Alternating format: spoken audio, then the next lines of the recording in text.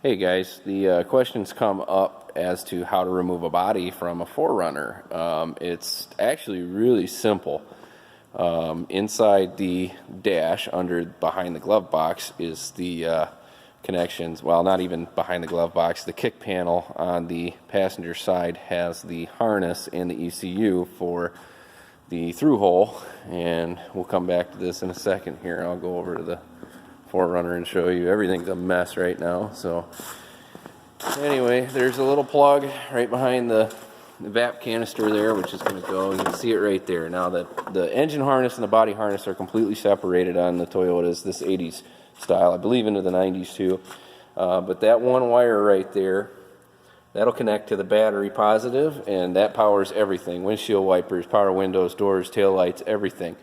You name it, it's powered by it. So I don't know if I can get in here.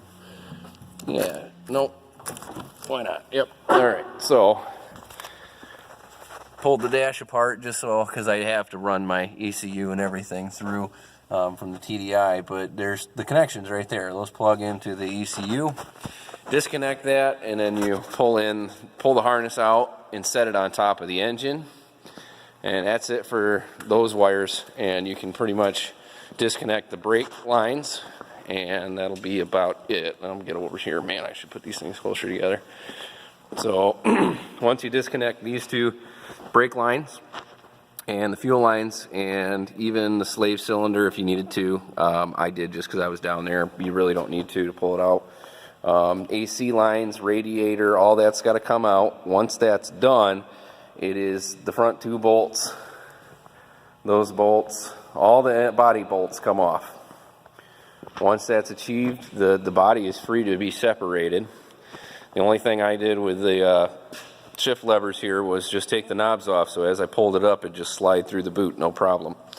No issue there. OBD2, oxygen sensor has a port under the driver's floor right by the seat. You just pull this little plug out right here and disconnect the pigtail inside the cab, and then just pull it through. That's it. On the fuel tank side, there is a harness here. I've got it rigged up right now because I'm emptying the tank. But that unplugs up on the passenger side right about here. It comes up in through the floor. Same thing, disconnect, and you're done. So once that's done, the only thing left is the e-brake cable. Pull the e-brake cable loose from this connection point right here is the easiest way to do it. Leave it attached to the body. And after that, the taillight harness is in these little holes right here, and it runs right along. You see one of the T-brackets is still there. I cut it, the electrical tape off, because that stays with the body, because that's what part of my swap is. Again, connects right there. After that, lift it up, and that's it. That is all there is to it. Lift it straight up, and then you can roll the chassis out from under it. Cut zip ties, use a pull blade. Let's see, I'll pull my knife out. This is all I use to cut my connections with. It's on my blade here. I just use that, just put it in, pull it. That way I don't damage any wires. Once you get it about 2 or 3 inches off the frame, you'll see any connections that are left, and there's very few that are, once you've got the brake lines and everything off.